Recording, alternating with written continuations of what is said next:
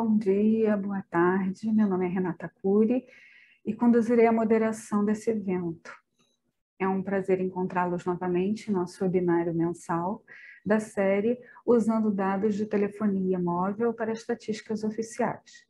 Esse webinário é promovido pelo Hub Regional das Nações Unidas para Big Data no Brasil, com o apoio da Comissão Econômica para a América Latina e Caribe, CEPAL, e da Rede de Transmissão do Conhecimento da Conferência Estatística das Américas e do Núcleo de Informação e Coordenação do Ponto BR, NIC-BR.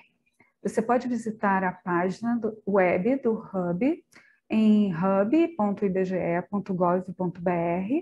e lá você poderá encontrar informações sobre futuros webinários e workshops.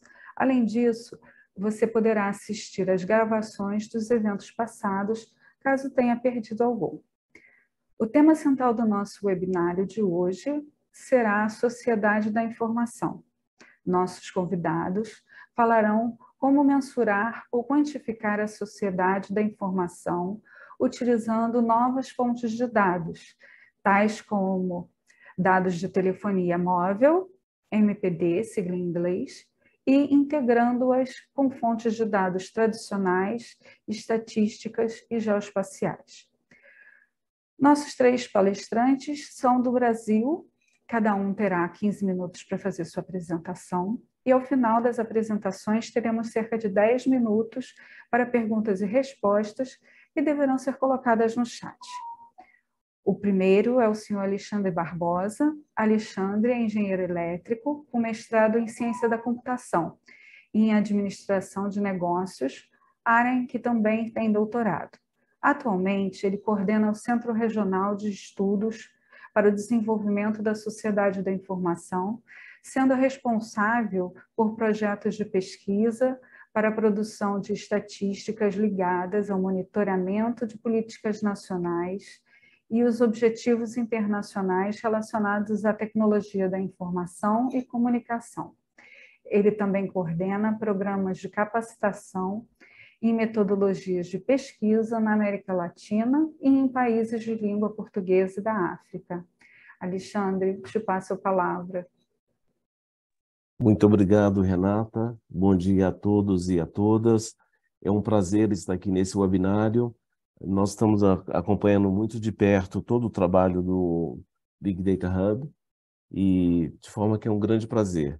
Eu vou fazer uma apresentação um pouco mais geral sobre como o CETIC-BR vem realizando medições sobre o desenvolvimento da sociedade da informação no Brasil por meio de várias pesquisas, sendo a mais importante a TIC Domicílios, e depois os nossos colegas, a Maria Bueno do IBGE e o Marcelo Pita do CETIC, vão entrar em mais detalhes, especificamente sobre o uso de fontes alternativas, como mobile data, para a produção de indicadores.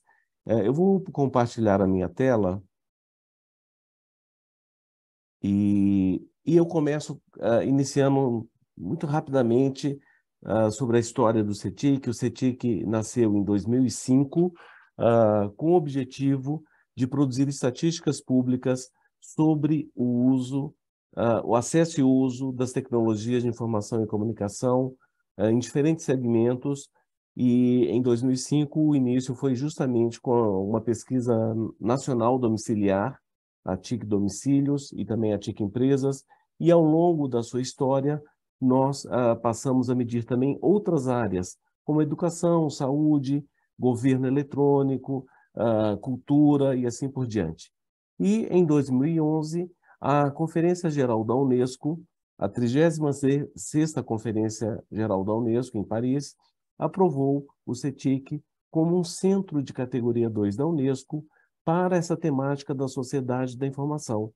E o governo brasileiro assinou, então, em 2012, esse acordo de cooperação, e desde então, há mais de 10 anos, nós atuamos para além das fronteiras do Brasil, né?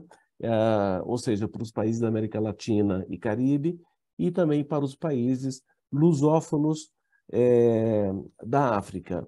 De forma que já temos uma história de 18 anos de produção regular de estatísticas públicas sobre as tecnologias de informação e comunicação no Brasil, e eu começo fazendo aqui uma referência às nossas principais linhas de ação, sendo a principal delas, que é a produção de estatísticas e produção de conhecimento. Nós temos uma série de publicações, porque além das estatísticas que são produzidas por nós também publicamos análises e artigos de acadêmicos, de governo, de especialistas internacionais, que discutem de uma forma bastante ampla a temática de inclusão digital nas diferentes dimensões da sociedade da informação.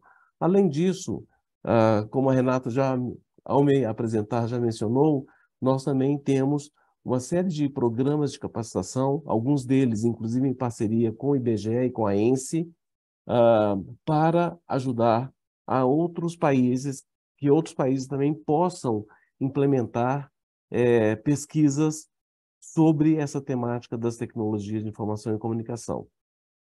Temos também uma linha de ação muito relevante, que é o Laboratório de Inovação Metodológicas, e essa linha de ação ela foi muito importante durante a pandemia, porque nos levou a buscar novos métodos de produção de estatísticas, buscar novas fontes de dados, novos métodos de coleta, e, por último, uma linha de ação que é sobre a análise de impactos sociais e econômicos das tecnologias, e, neste caso, também com uma abrangência mais regional, sobretudo na América Latina e no Caribe, onde atuamos muito em parceria com a Unesco e com a CEPAL.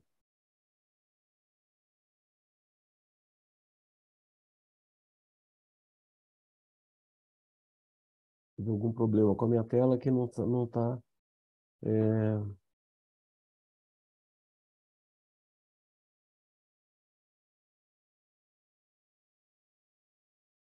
Pronto. Bom, também eu gostaria de mencionar que o CETIC, nesse monitoramento da sociedade da informação, nós fazemos esse monitoramento em 3 dimensões, que é de infraestrutura e de acesso, que é o nível mais básico de ter ou não acesso, e nos últimos anos estamos adotando também o conceito de conectividade significativa ou acesso significativo, que é mais amplo do que simplesmente a visão dicotômica de ter ou não acesso. Uma segunda camada dessa análise é o uso das tecnologias e as motivações para este uso. Além disso, também inclui nessa dimensão a dimensão de habilidades digitais. E, por último, uma camada para além do acesso e do uso, como que isso se converte em outcomes tangíveis, né? Resultados tangíveis para o bem-estar do cidadão. Como que ele apropria dessas tecnologias para o seu bem-estar.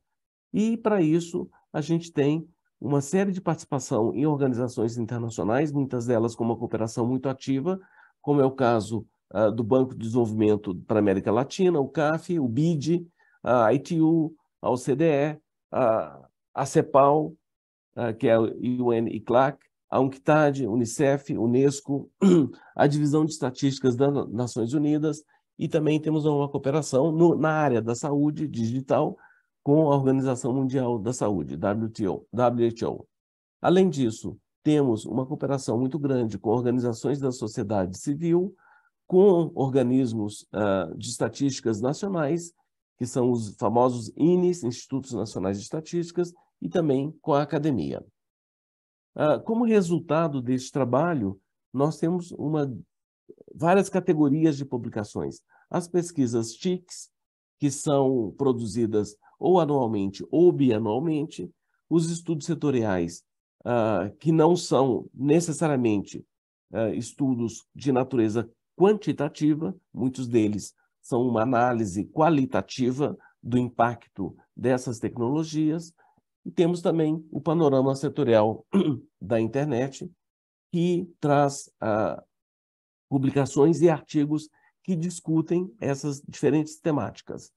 E, como eu já tinha mencionado, os policy briefings, ou as análises de impactos sociais e econômicos, que, em geral, são realizadas em parceria com a Unesco ou com a CEPAL, que tem uma abrangência mais regional para a América Latina. No contexto da pandemia, o CETIC ele foi muito ágil em estabelecer um plano de contingência. Em um mês foi elaborado um plano de contingência para comunicar para os usuários das nossas estatísticas como que seria a produção de estatísticas durante esse período da pandemia. Como a pandemia se alongou mais do que o esperado, nós tivemos a oportunidade de produzir 4 painéis sobre o acesso dessas tecnologias durante a pandemia. Isso foi feito por meio de um painel web com usuários de internet, portanto, temos aí uma questão de cobertura que está muito bem explicado de forma muito transparente na metodologia, que as estatísticas se referem aos usuários de internet. E assim foi possível medir o impacto no consumo de conteúdos culturais, no consumo de comércio eletrônico, de serviços públicos eletrônicos, de telesaúde, enfim. E essa foi a solução que nós encontramos para manter a produção de dados ao longo desse período. Na área de capacitação, como eu também já havia mencionado, temos uma série de capacitações e sempre em parceria ou com a Unesco, ou com a CEPAL, ou com a ENSE e o IBGE, né? Temos o workshop anual sobre metodologia de pesquisas, onde a gente busca exatamente explorar novas técnicas de produção de dados, novas fontes de dados, novos métodos de coleta. Esse é um seminário que acontece todo ano, já há 13 anos nós temos esse workshop. Uma outra atividade bastante importante, focada na América Latina e no Caribe, é a Escola de Transformação Digital e de Inovação na América Latina, realizada em parceria com a CEPAL, com o Banco de Desenvolvimento da América Latina e com a Internet and Jurisdiction. E, além disso, temos 2 MOOCs contínuos, um desde 2018, ele é oferecido continuamente. Um deles é o Tech for Good, The Role of ICT in Achieving the SDGs. Está disponível em 3 idiomas, português, inglês e espanhol. E um último, mais recente, desde 2021, nós temos um MOOC que é oferecido em 7 idiomas, que são os 6 idiomas das Nações Unidas, mais português, que é o Artificial Intelligence and the Rule of Law. Esse último, realizado em parceria com a Unesco e com The Future Society, e já tivemos mais de 6.000 participantes em todo o mundo. E, além disso, o CETIC provê suporte técnico, né, e realiza workshops temáticos, como recentemente realizamos na Colômbia, juntamente com a Organização Mundial da Saúde, um workshop sobre a medição das TICs na saúde. E, além disso, um suporte em conjunto com a Unesco, em Paris, para os países da América Latina que estão implantando o framework da Unesco, chamado ROMEX, que são os indicadores para a universalidade da internet. Então, esses são, de uma forma geral, a nossa atuação regional na área de capacitação. Bom, passando agora muito rapidamente sobre a nossa principal pesquisa, o survey, para medição e monitoramento da sociedade da informação, é a TIC Domicílios. Essa pesquisa ela é realizada já desde 2005, anualmente, inclusive durante a pandemia, e nós temos aí uma forma de medir o acesso e ao uso. Portanto, nós temos 2 níveis de análise.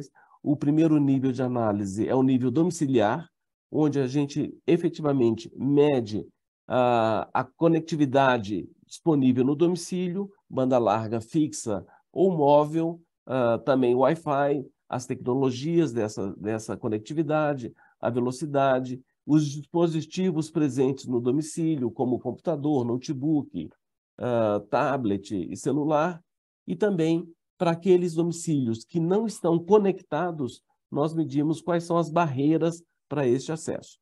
Do ponto de vista do uso individual, né, do indivíduo, a gente tem diferentes dimensões dessa medição, a medição do uso das TICs de uma forma geral, do uso da internet, do uso de dispositivos móveis, indicadores sobre habilidades digitais do indivíduo, das atividades realizadas online, e nós também, no caso do Brasil, nós temos 2 módulos que não fazem parte do framework internacional, que são governo eletrônico e comércio eletrônico.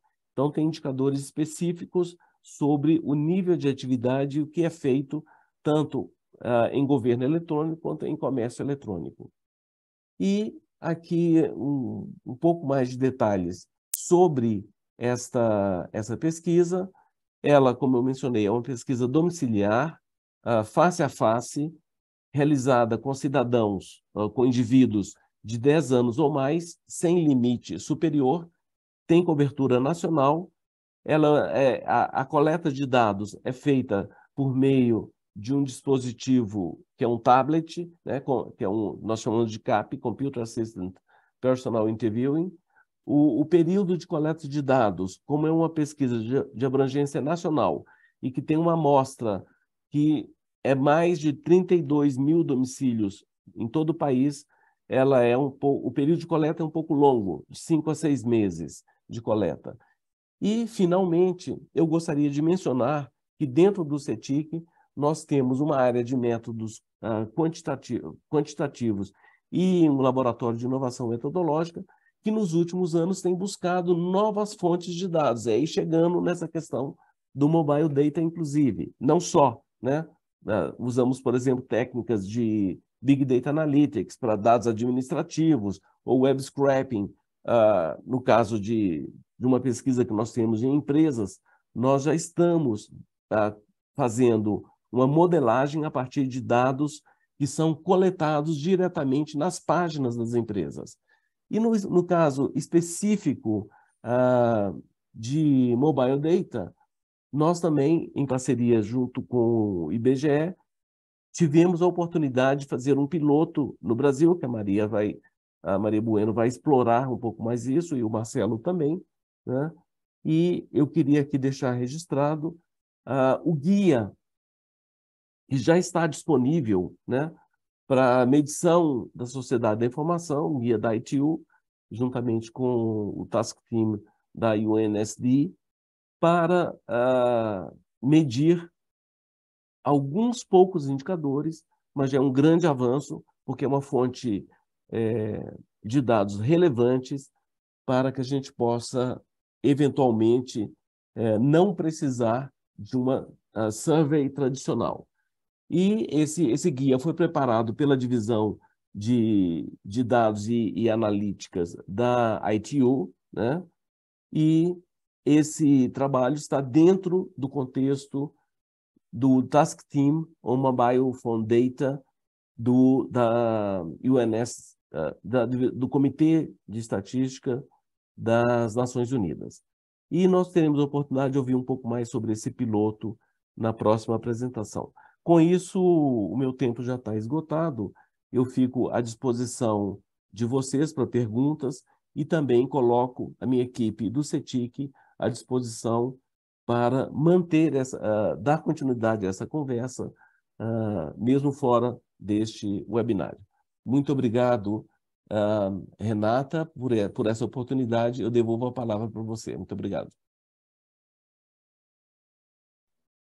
Muito obrigada, Alexandre. A sua apresentação foi sobre o NIC-BR, abrangeu o histórico, as atividades, as pesquisas estatísticas. Agora vamos passar para a segunda palestrante, que será a Maria do Carmo Bueno, doutora em Demografia pela Universidade Estadual de Campinas. Atualmente, ela é coordenadora adjunta do Centro de Documentação e Disseminação de Informações, o CDDI, do IBGE, Instituto Brasileiro de Geografia e Estatística. A partir de 2015, ela passou a se interessar pelo uso de dados de telefonia móvel para a geração de estatísticas e tem participado de alguns estudos sobre o assunto. Ela é representante do CDDI no Hub regional e é representante do IBGE no Grupo de Trabalho de Telefonia Móvel das Nações Unidas, o UNCBD, o Mobile Phone Data Task Team. Maria, com você. Obrigada, Renata.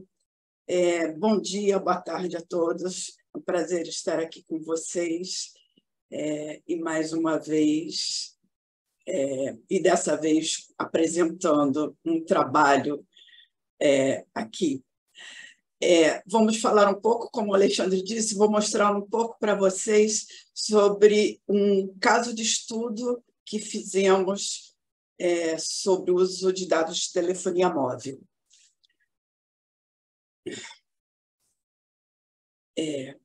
A primeira pergunta é por que usar dados de telefonia móvel, né? Então, na verdade, é porque esses dados eles podem não apenas complementar dados existentes, estatísticas existentes, mas também gerar estatísticas novas, que não são produzidas pelos métodos tradicionais. E, além disso, esses dados, usando telefonia móvel, a gente pode produzir estatísticas com uma frequência maior do que as pesquisas tradicionais e com uma desagregação espacial maior, ou seja, para unidades geográficas menores. E além, é claro, de diminuir a carga do respondente, uma vez que o acesso aos dados de telefonia móvel, você consegue fazer estatísticas sem ter que bater na porta, sem ter que fazer uma pesquisa de uma maneira tradicional, seja batendo na porta presencialmente, ou seja pela internet ou outras maneiras, mas uma coisa mais automatizada. E no contexto da sociedade da informação, a gente tem que considerar que, hoje em dia, o número de casas, de domicílios que têm computadores está cada vez menor. As pessoas estão usando cada vez mais os telefones móveis para acessar a internet. E isso foi muito importante durante a pandemia, mas mesmo após a pandemia, esse número de acessos usando telefonia móvel não diminuiu e é uma tendência que, acredito, não vai se alterar. Nosso estudo de caso ele foi feito em 24 municípios da região metropolitana do Rio. É um pouco diferente do conceito que se tem de região metropolitana, mas é um pouco maior, mas é basicamente a região metropolitana toda do Rio de Janeiro. Essa área tem cerca de 13 milhões de habitantes e é a segunda área mais populosa do país.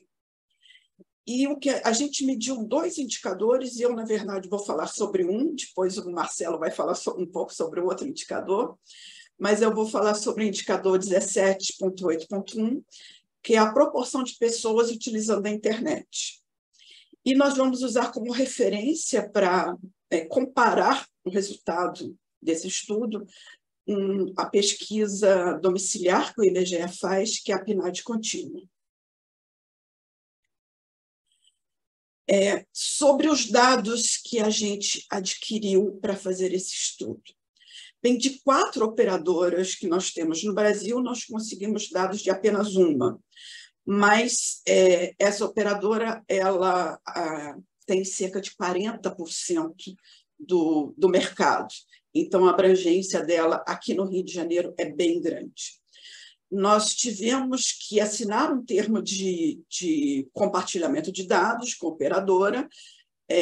Isso é uma coisa normal que se faz, é claro, principalmente porque são dados privados, né? Então, assinamos um termo de compartilhamento, dizendo que esses dados seriam usados apenas para um teste, para uma prova de conceitos, e que eles não seriam repassados para mais ninguém. Nós obtivemos esses dados pelo período de 2 meses, no ano de 2019. Nós obtivemos 2 tipos de dados, CDR e DDR. CDR é o Call Detail Record, que são os dados referentes às chamadas de voz e de texto, e o DDR, que é o referente a acesso a dados, à internet. Para esses 2 tipos de dados, as colunas, os atributos que a gente conseguiu foi a data e o horário, né, de cada evento, o código de identificação da torre de celular que atendeu aquele evento, o usuário, que foi devidamente anonimizado pela própria operadora, ou seja, a gente não tem informações do número de telefone que foi de cada evento, e o tipo de tecnologia que foi utilizado por ocasião daquele evento, se foi 2G, 3G, 4G, qual tecnologia utilizada. Além disso, a gente também teve acesso aos dados da torre de telefonia celular, com a sua identificação, a sua correspondente coordenada geográfica e as tecnologias ativas em cada torre, sendo que uma torre eu posso ter mais de uma tecnologia ativa. Só para termos de curiosidade, para a região metropolitana do Rio de Janeiro, 2 meses de dados e um operador apenas, a gente tem cerca de 90 GB de dados, uma coisa bem considerável. Se a gente considerar o Brasil todo, fazendo uma inferência com esses dados, né? Se a gente obtivesse dados para o Brasil todo, 2 meses de dados, as 4 operadoras, a gente já teria 6 terabytes de dados. E, se fosse um ano inteiro de dados, a gente teria 36 terabytes de dados. Ou seja, isso é realmente Big Data, né? A quantidade de dados a ser processada é bem grande. E, é claro, os institutos de estatística têm que estar preparados para trabalhar com essa quantidade de dados. A primeira tarefa, quando se acessa os dados de telefonia móvel, é fazer uma avaliação da qualidade desses dados, né? Então, em relação aos eventos, a gente tem que verificar quantos eventos por dia, quantos usuários se tem por dia, a distribuição desses eventos ao longo do dia, ao longo da semana, ao longo do mês, o número de usuários por dia, esse tipo de coisa, para ver se os dados estão adequados ao seu processamento. E, em relação às torres de celular, também se faz uma avaliação da qualidade, principalmente relacionada à distribuição espacial dessas torres e ao número de eventos por torre, porque, às vezes, você tem algumas torres que estão sendo desativadas, o número pequeno de eventos, e, é claro, a gente não deve considerar isso na hora de fazer o trabalho estatístico dos dados. Aqui um exemplo dessa avaliação da qualidade. No primeiro gráfico é o número de usuários por dia. Vocês podem ver que uma coisa, você tem um patamar, depois uma descida, essas descidas são os finais de semana. Tá? Então, uma coisa bem típica que durante a semana você tem mais ligações do que no final de semana. Isso é normal, provavelmente as pessoas usam mais telefone celular durante a semana, por causa de trabalho e tudo, e no final de semana usam menos. Vocês veem uns ruídos no início e no final do período, porque foram feriados. Então, por incrível que pareça, isso causa um ruído nos dados e a gente sai um pouco do padrão normal. Mas nada que atrapalhe o processamento dos dados, as estatísticas. O gráfico de baixo já é a quantidade de usuários por hora ao longo do dia. Então, esse é um comportamento típico normal dos dados. Você vê que nas primeiras horas do dia quase que não se tem ligações, isso vai aumentando, atinge um pico mais ou menos na hora do almoço, depois diminui um pouco, mas se mantém constante, e depois de 10 horas da noite já começa a diminuir. Isso é um comportamento típico normal de qualquer dado de telefonia móvel. O comportamento típico é esse. Aqui a gente pode ver a distribuição das torres de telefonia móvel na área de estudo. Tá? A gente percebe, é claro, que a maior densidade de torres é na cidade do Rio de Janeiro, que, é claro, é onde temos a maior densidade de população também. Então, essas torres, a quantidade de torres é proporcional à população. Nas áreas mais afastadas da capital, você vê uma quantidade menor de torres, mas é claro, temos que lembrar que eu estou falando de apenas uma operadora, né? Então, nas áreas mais afastadas aqui da capital, por exemplo, aqui Vassouras, Barra do Piraí, provavelmente outras operadoras têm uma penetração maior do que essa que a gente fez o estudo. Então, por isso, poucas torres aqui. Mas na capital, na Baixada, aqui Fluminense, Niterói, São Gonçalo, a concentração de torres é bem grande e é proporcional à população residente nessas áreas. Bem, vamos agora para o processamento de dados em si. A primeira coisa que se faz é determinar o local de residência da pessoa. Isso se faz por inferência e o nome desse processo é ancoragem. O que se faz? Você estabelece os horários mais prováveis que a pessoa estaria em casa e verifica pelos eventos se teve ligações nesse horário. Então, a gente estabeleceu 3 períodos, de meia-noite às 5 da manhã, de 5 da manhã às 8 da manhã e de 9 da noite até meia-noite. E aí a gente processa os dados e vê a torre mais frequente para esses 3 períodos. A gente fez isso somente de segunda a quinta-feira, porque a gente considera que sexta, sábado e domingo o comportamento poderia ser diferente, por ser final de semana já. Então, a gente considerou apenas de segunda a quinta. Então, a torre que tiver mais eventos nesses períodos de segunda a quinta-feira, a gente considerou que fosse a residência da pessoa. Então, a gente estabeleceu que aquela torre seria a torre de residência da pessoa. E esse é o ponto de partida para todas as outras estatísticas. A partir disso, a gente faz basicamente totalizações. Então, a gente totaliza o número de usuários por torre de residência, para os eventos apenas de voz, como a gente tinha 2 bases separadas, só de voz, ou somente de internet, ou de ambos nas 2 bases de dados. E, além disso, a gente também totalizou por torre de residência qual a tecnologia mais frequente para acesso à internet. Então, essas foram basicamente as 2 totalizações, os 2 indicadores que a gente derivou desses dados de telefonia móvel. Aqui, a gente pode ver no mapa o resultado. Quanto mais escura a cor, maior o percentual de uso da internet. Tá?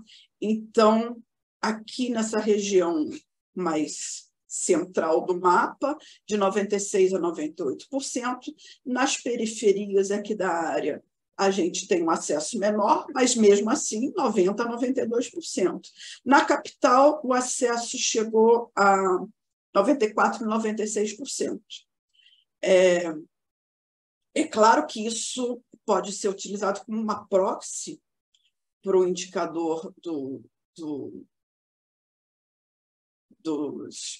indicadores dos ODS, porque, na verdade, a gente está vendo acesso à internet apenas utilizando o celular. A gente não está... A nossa medida é apenas utilizando o celular. Nesse outro gráfico, a gente tem qual a tecnologia desses acessos. Então, a tortinha onde tem o laranja é o pior tipo de acesso, que é o 2G, o verde é o 3G e o azul é o 4G. É claro que esse tipo de tecnologia de acesso, ele depende de várias coisas. Esse indicador é um pouco discutível, o resultado dele, porque aqui é a tecnologia do evento em si que foi acessado, e não da torre que atendeu. Então, eu tenho várias coisas que interferem nesse meu indicador. Por exemplo, o tipo de aparelho que a pessoa está utilizando interfere nesse resultado. Se a torre, é claro que a torre, a tecnologia que a torre que atendeu também interfere. E mais do que a tecnologia da torre, é se muitas pessoas estão utilizando aquela torre. Então, por exemplo, no Maracanã, em dia de futebol, muitas pessoas acessando as torres em volta ali do Maracanã. É claro que vai haver uma degradação e as pessoas não vão conseguir acessar pela melhor tecnologia, 4G, e aí passam para 3G e aí para 2G, porque existe um limite para acesso a essas tecnologias. Então, esse indicador é um pouco discutível, o resultado dele. Aqui alguns resultados numéricos, comparando já com resultados da PNAD contínua. Para a área toda de estudo, a gente teve resultado praticamente igual. Aqui na primeira coluna é o resultado usando os dados de telefonia móvel, e aqui na segunda usando os resultados da PNAD contínua. Foi praticamente igual, considerando toda a área de estudo, usando como a área apenas a região metropolitana. O resultado já foi um pouquinho diferente, mas 1 ponto percentual apenas de diferença, bem significativo. E apenas para a cidade do Rio de Janeiro também a gente teve uma diferença de 0,7 pontos percentuais. Então, a gente pode considerar que os resultados foram bem robustos, e principalmente considerando que a gente estava usando apenas uma empresa de telefonia móvel, né? Apesar de que essa empresa é a que tem a maior parte do mercado, mas foram bem robustos os resultados. E algumas conclusões é que, como eu disse, está muito próximo do resultado da PNAD contínua, então a gente pode considerar que o uso de telefonia móvel é uma metodologia robusta. Um benefício é que esses dados podem ser desagregados, né? Então eu não preciso necessariamente ter os resultados para município. A gente aqui utilizou o município para conseguir comparar com a PNAD, mas eu posso ter resultados para áreas internas ao município, eu posso ter resultados, inclusive, para áreas de influência de cada torre. E, como eu disse, a questão do tipo de tecnologia é uma coisa que eu considero que deve ser melhor avaliada por causa dos fatores que interferem nesse resultado. Bem, eu queria fazer alguns agradecimentos para as pessoas empresas que participaram desse estudo. Primeiro, a Position, que deu apoio técnico para o IBGE, a ITU, que foi quem organizou esse estudo, ao NIC e ao CETIC, que deram apoio também ao IBGE, e dentro do IBGE eu gostaria de agradecer ao pessoal da diretoria de pesquisas, porque ajudaram a gente a analisar os dados da PNAD contínua, e agradecer muito ao pessoal da Diretoria de Tecnologia da Informação, que foi quem processou os dados e deu total apoio à realização desse projeto. Era isso que eu tinha para mostrar, gente. Muito obrigada. Obrigada, Maria, por sua apresentação. Continuando as apresentações, nosso terceiro palestrante é o senhor Marcelo Pita. Marcelo é estatístico, um mestrado em estudos populacionais e atualmente é coordenador de métodos quantitativos do Centro Regional de Estudos para Desenvolvimento da Sociedade da Informação. Ele é responsável pelo desenho e seleção de amostras, pelo controle de qualidade da coleta de dados em campo, pelo processamento dos dados e pelo desenvolvimento de novas metodologias, incluindo processos de estimação para pequenas áreas e estudos de amostras não probabilísticas. Marcelo, é com você. Obrigado, Renata. Bom dia e boa tarde a todos e a todas. Eu vou compartilhar aqui a minha apresentação, acredito que vocês estejam vendo. Eu vou apresentar para vocês aqui um projeto de pesquisa que a gente pretende fazer num futuro próximo. É um projeto que depende de dados que vão ser divulgados pelo censo, 2022 do IBGE. Esses resultados devem sair, os primeiros, agora em junho, e eu vou explicar um pouquinho quais são as nossas ideias para tentar ter uma estimativa diferente, mais desagregada, do indicador de proporção de população coberta pela rede de telefonia móvel, por tipo de tecnologia. Tá? Bom, antes de começar a apresentar o projeto, eu vou relembrar um pouquinho uma coisa que a Maria do Carmo já falou, que são as demandas que têm aumentado para os institutos produtores de estatísticas oficiais e estatísticas públicas, que é o caso do CETIC-BR, onde eu sou coordenador e onde o Alexandre é meu gerente. Tá? Tem uma demanda muito grande da sociedade civil, empresas, todo mundo está querendo dados mais atualizados, ou seja, com uma frequência maior de divulgação de informações, tá? E com uma desagregação maior, seja uma desagregação geográfica ou uma desagregação por características da população que está sendo estudada, ou seja, de desagregação urbano-rural, que é uma desagregação que tem a ver com geografia, mas tem a ver com a característica de um determinado lugar, de uma determinada vila ou cidade, ou domicílio, e também desagregação por sexo, idade, religião e outros indicadores que se tratam de desagregações onde amostras tradicionais normalmente não são planejadas para dar conta de tudo. Tá? Além disso, tem uma demanda por novos indicadores, que são baseados em comportamento social ou em atitudes. Tá? Junto com essas demandas todas por mais indicadores, mais informação, com mais frequência e mais desagregado, tem ocorrido de forma generalizada uma redução na quantidade de recursos que estão sendo disponibilizados para que pesquisas tradicionais de produção de estatísticas no processo tradicional sejam realizadas. Para a gente desagregar geograficamente uma estatística, a gente precisa de amostras maiores em cada pedacinho que a gente quer entender. E isso implica em mais custos. Tá?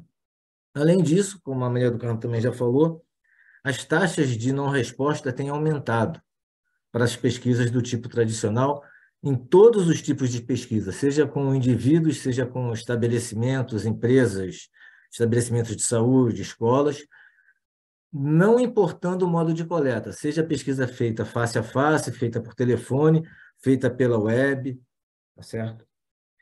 Nesse contexto, em 2011, o professor Dr. Robert Groves, que foi um presidente do Census Bureau durante muito tempo, ele já tinha vislumbrado em 2011 a ideia de você combinar fontes de dados diferentes, fontes de dados tradicionais e fontes de dados que não são tradicionais, como é o caso dos registros telefônicos de celulares, como a Maria do Carmo apresentou. Ela está fazendo um estudo que compara resultados da pesquisa PNAD com resultados obtidos somente com os dados de mobile phone data. E, além disso, combinar com registros administrativos e outras fontes de dados privadas ou públicas que estejam disponíveis, mas que não tenham sido pensadas para a produção de estatísticas oficiais. Na visão do professor Dr. Robert Groves, a combinação desse conjunto de informações é uma das soluções ou é a solução para a gente continuar produzindo estatísticas com qualidade e podendo desagregar e ter estatísticas com mais frequência, e inclusive para novos indicadores que muitas vezes a gente não consegue captar com pesquisas tradicionais. No âmbito do indicador SDG 9.C.1, proporção de população coberta por rede móvel de celulares, no Brasil a gente tem dados sobre isso. Os dados são coletados pela Anatel, que é o órgão regulador de telecomunicações, e ele é disseminado, ele é publicado no nível geográfico de município. Tá? Existe uma estatística de população coberta, só que essa população que está lá no site é uma população referente ao censo de 2010, não é uma população atualizada. Tá? E esse dado tem uma periodicidade até bem grande. Todo mês há uma atualização dessa informação. Tá? Quais são os problemas? Como eu disse, primeiro, a população não foi atualizada, porque eles têm as estatísticas. O método que eles usam é um método que você parte das antenas e vê o quanto é coberto. Tá? Existem algoritmos que tentam medir a topografia e os impedimentos para a cobertura. Só que, conforme você faz a sobreposição desse dado da antena com a geografia e aplica o algoritmo, ainda está sendo utilizada a população do censo de 2010 por setores censitários. Tá? Além disso, esse algoritmo leva em relação à topografia que existe na base de dados para uma determinada localidade ou para determinado espaço urbano ou rural.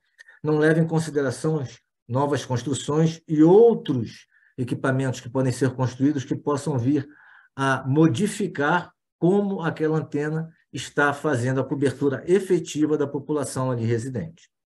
Em alguns municípios, pode ter população que não é coberta, está sendo tratada como coberta exatamente pelo surgimento de novas construções ou pelo desaparecimento de construções.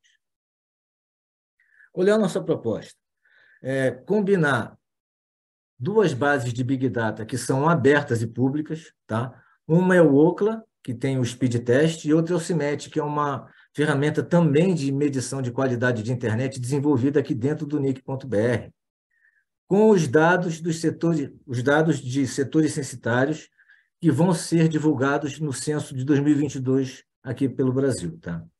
A ideia é mapear o número de medições que você tem de Ookla e da ferramenta CIMET do NIC dentro dos setores censitários quando eles forem divulgados no censo de 2022.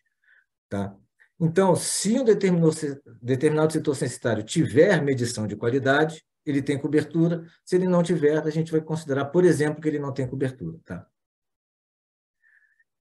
Esse indicador, se funcionar, vai permitir que a gente identifique áreas de sombra dentro dos municípios, tá? E publique estatísticas de cobertura intramunicipais, coisa que agora não é feita aqui no Brasil. Tá? Além disso, além de ser mensal, a gente podia ter um dado real, se a gente tivesse máquina para isso, que pudesse permitir identificar áreas de problemas de cobertura que acontecem semanalmente ou até diariamente. Quais são os desafios nesse projeto? Primeiro, é que a base que a gente teve acesso da Ookla, ela é disseminada, ela é distribuída, é permitido fazer o download de uma base que tem grids. E esses grids, usualmente, têm tamanhos maiores que os setores censitários nas áreas urbanas brasileiras.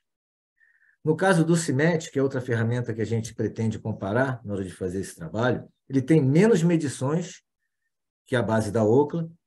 Ele já traz a informação do setor censitário onde foi feita a medição. No entanto, a margem de erro dessa localização ela é grande, principalmente em setores censitários que estão localizados em regiões rurais do Brasil. Tá? Um outro desafio é que tanto o speed test da Ookla quanto as medidas de qualidade do CIMET são bases de dados que são construídas a partir de uma medição voluntária de um usuário de internet. Esse voluntário a gente pretende resolver com algumas escolhas que eu vou mostrar nos próximos slides. A ideia desse indicador é, se a gente consegue fazer um bom indicador de cobertura com base em dados da coleta do censo de 2022 e medições realizadas no mesmo período dessa coleta, a gente conseguiria acompanhar essa cobertura ao longo do tempo. Os dados da Ookla e do CIMET, de medição de qualidade e número de medidas por setor censitário, a gente vai ter ao longo do tempo, mensalmente, semanalmente, conforme a gente for baixando as bases.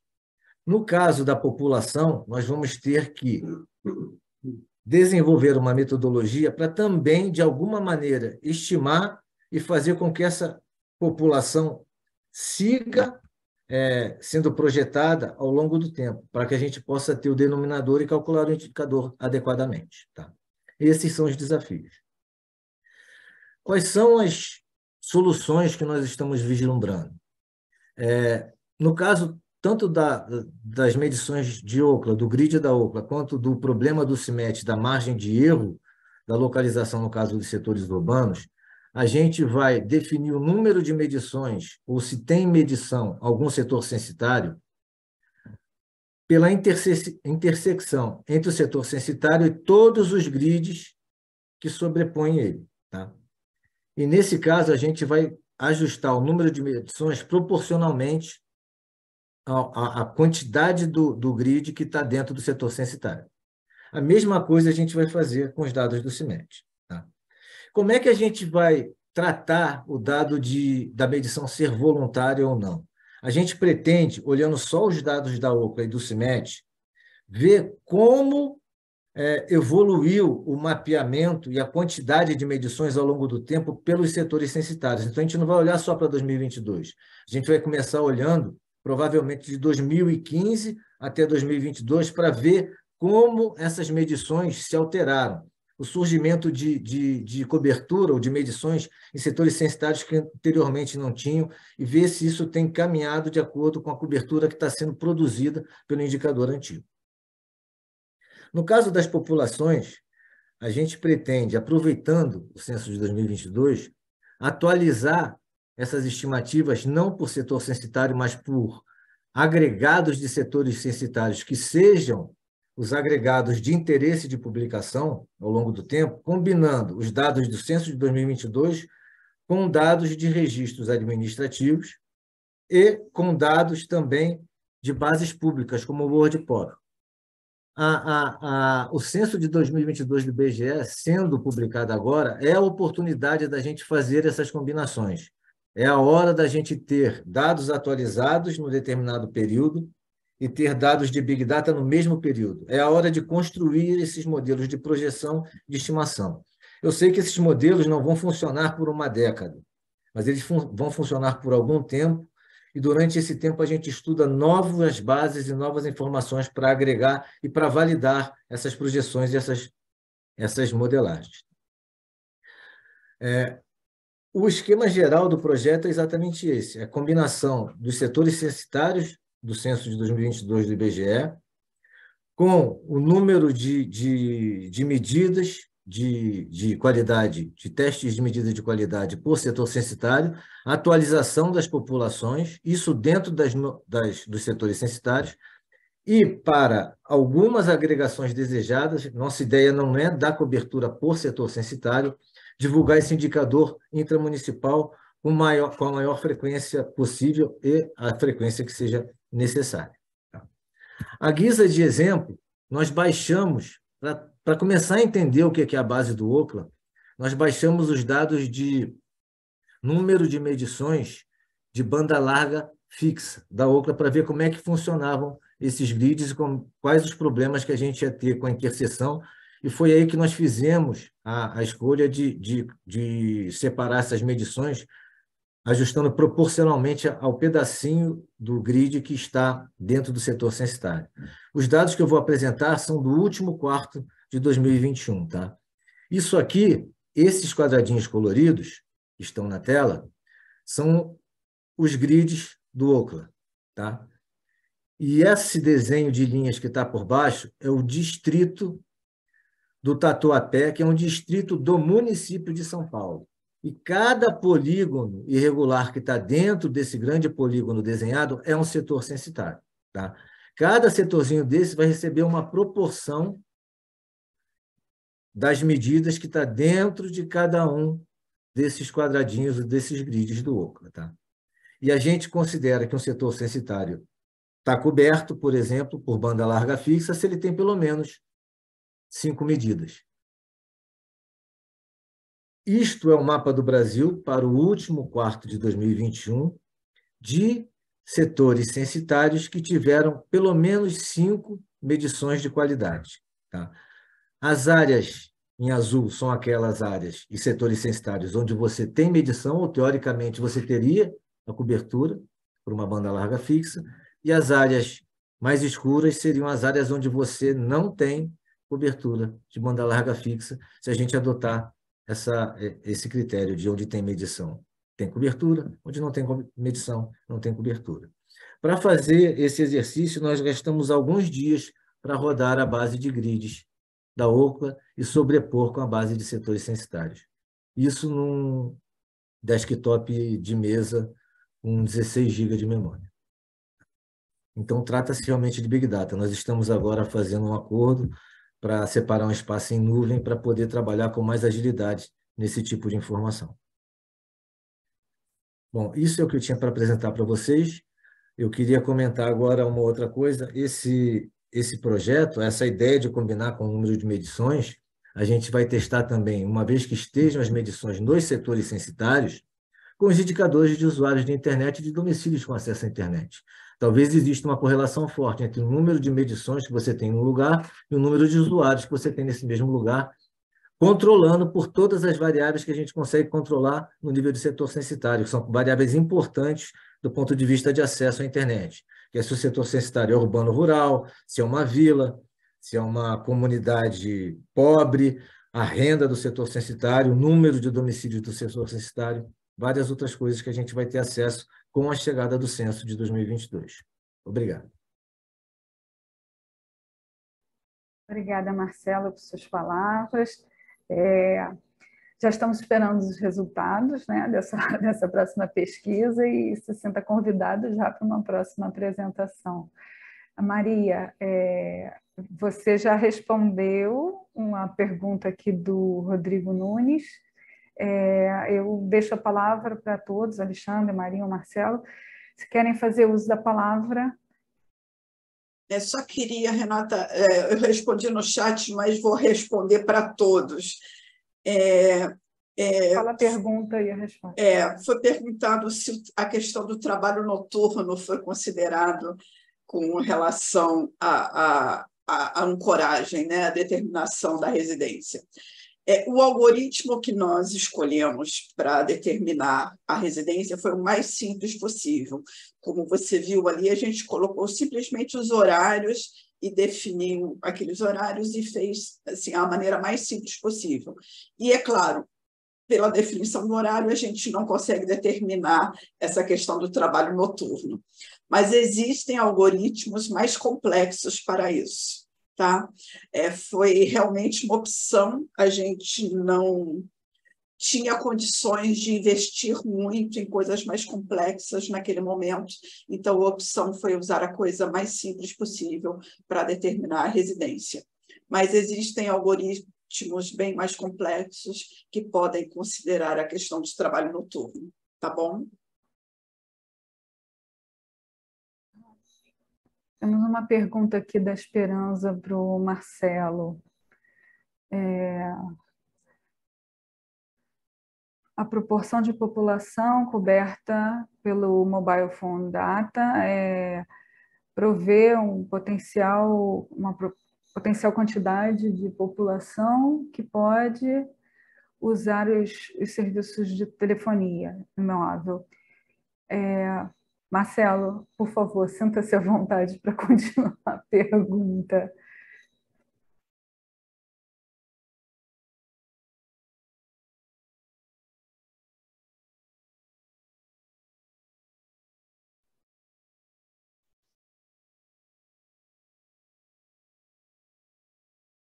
Vou continuar a leitura enquanto o Marcelo vai vendo. Vou responder a Esperança aqui. O Ookla realmente é uma medida voluntária só para quem tem acesso à rede móvel, tá certo? E para quem faz a medida. Quem tem acesso à internet sem ser pelo celular, essas coisas não estão cobertas. Tá? A ideia de cobertura é exatamente a gente comparar com o que a gente tem de dado oficial e ver se existe muita divergência nessa cobertura ou se a gente pode desagregar dentro do município. Tá? Segunda coisa, quando eu falei em usar o Ookla para ver proporção de usuários de internet, eu vou pegar número de medições, por exemplo, dentro de um setor censitário, e eu não vou adotar isso como número de usuários desse setor censitário. A ideia é fazer uma modelagem disso com dados que eu tenho para o setor censitário, que vem de uma coleta tradicional, TIC domicílios ou PNAD contínua, porque a gente tem como calcular estatísticas por setor censitário, a gente não faz isso, mas existem estimadores, como o estimador de Rajek, a gente até fez um trabalho com a Esperança com a Universidade de Warwick, que a gente produziu estatísticas de usuários de internet por setor censitário, e comparar essas estimativas por meio de modelo, com o número de medições que eu tenho em determinado setor. Se houver um modelo que seja utilizável, a gente vai conseguir estimar num nível micro, menor, a proporção de usuários de internet com base em informações que vêm da Ookla. Só que, como eu disse antes, depende muito da gente achar o modelo certo. Tá? A gente não vai partir diretamente dos dados da Ookla para proporção de usuários ou para domicílios com acesso à internet. A gente vai usar esse dado dentro de um modelo com outras características de um setor censitário ou de uma área intramunicipal ou área especial, que antigamente eram as áreas de ponderação do IBGE, que são agregados homogêneos de setores censitários, tá? Para comparar com a estatística que a gente tem pela mesma região de uma pesquisa tradicional. Se a gente conseguir um modelo que funcione, a gente consegue dar essa estatística que a gente tem tradicional uma vez por ano em períodos intraanuais e para unidades geográficas mais desagregadas. Eu não sei se eu respondi a ESP.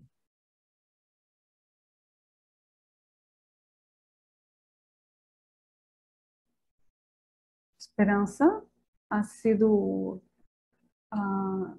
você foi respondida adequadamente, acredito.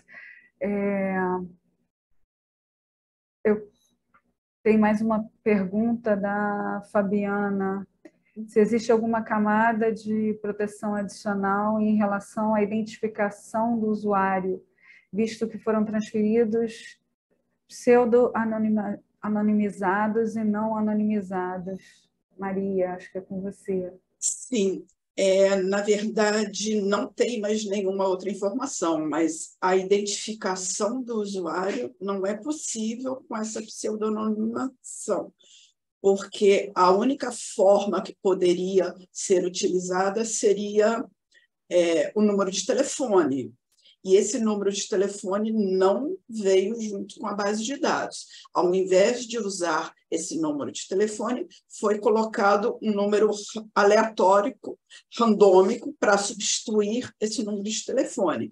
Então, além disso, não tem nenhuma outra informação que possa identificar o usuário.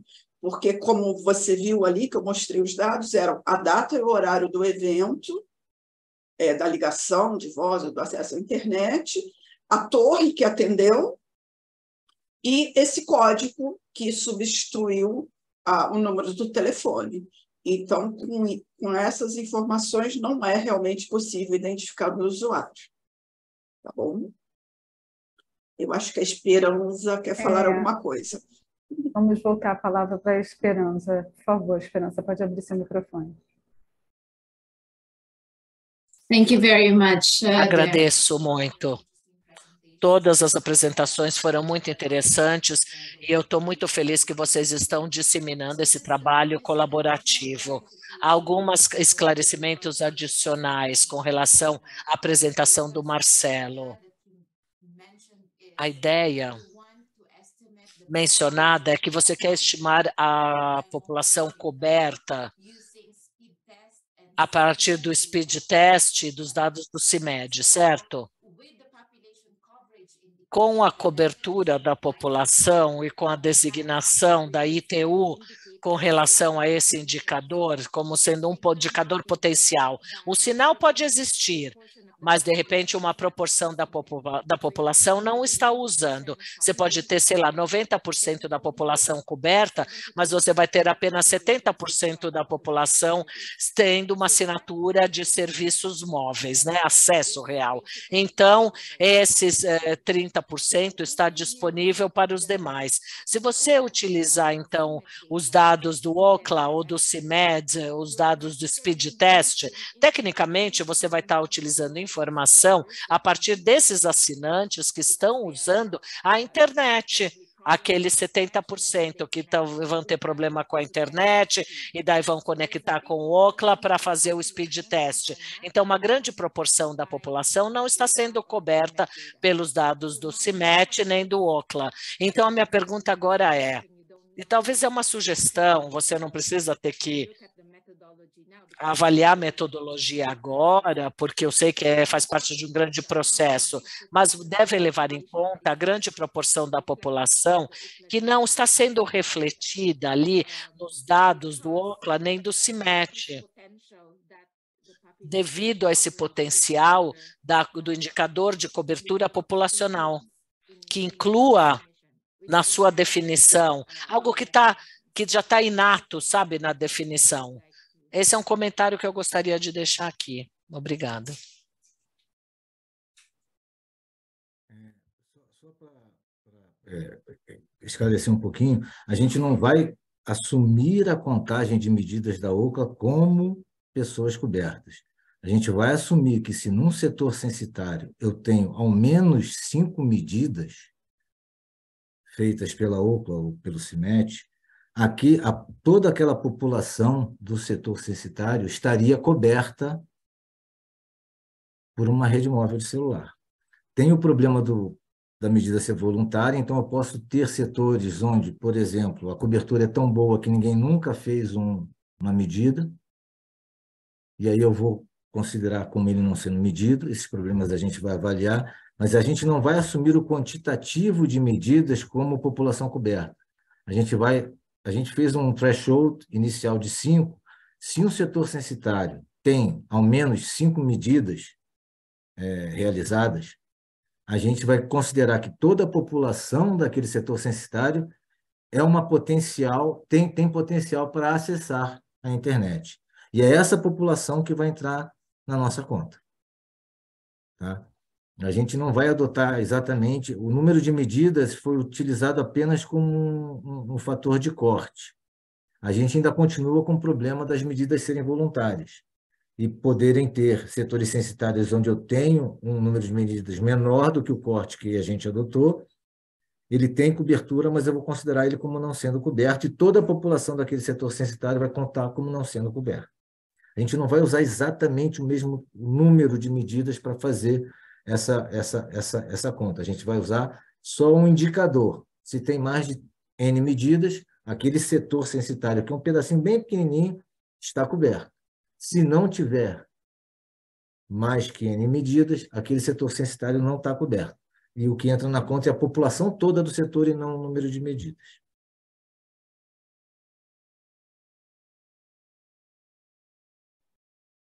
Maria, Marcelo, Alexandre, querem fazer uso da palavra antes de encerrarmos?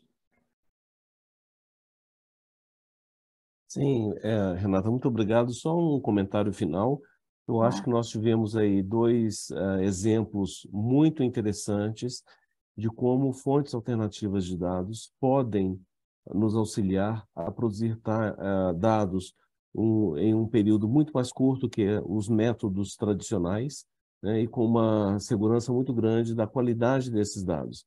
Então, acho que a comunidade estatística, né, não só no Brasil, mas internacionalmente, está evoluindo bastante no estudo desses novos métodos, e acho que precisamos unir a nossa comunidade nos países da América Latina para compartilhar essas experiências e para que nós possamos nos ajudar na escolha dos melhores métodos de processamento desses dados, de forma que nós, do CETIC-BR, temos uma crença muito grande de que precisamos lançar mão dessas novas fontes de dados, novos métodos, para que possamos enfrentar os problemas dos métodos tradicionais, como, por exemplo, o declínio constante das taxas de respostas nos métodos tradicionais de survey. Portanto, acho que neste seminário tivemos aí exemplos concretos e reais de que isso é possível. E agradeço ao IBGE e ao UN Big Data Hub no Brasil pelo espaço que é criado para este debate. Muito obrigado. Nada a acrescentar, Renata. Bem, tivemos contato aqui da Sinara e que ela gostaria de entrar em contato para fazer essa aproximação com os senhores. Pode entrar em contato com a Maria diretamente ou pela pela página do Hub, mandando um e-mail para o Hub regional, que a gente retorna com os contatos. Serão disponibilizados os vídeos da gravação com os áudios das interpretações em inglês, espanhol e português na página do Hub. Quem perdeu alguma parte ou quiser divulgar esse webinário, fica à vontade. Agradecemos a participação de todos nesse webinário, convidamos para os próximos eventos do Hub Regional das Nações Unidas para Big Data no Brasil, agradecemos também o apoio da CEPAL e acompanhe a página do Hub. Encerramos esse webinário, tenham todos uma boa tarde. Boa tarde a todos.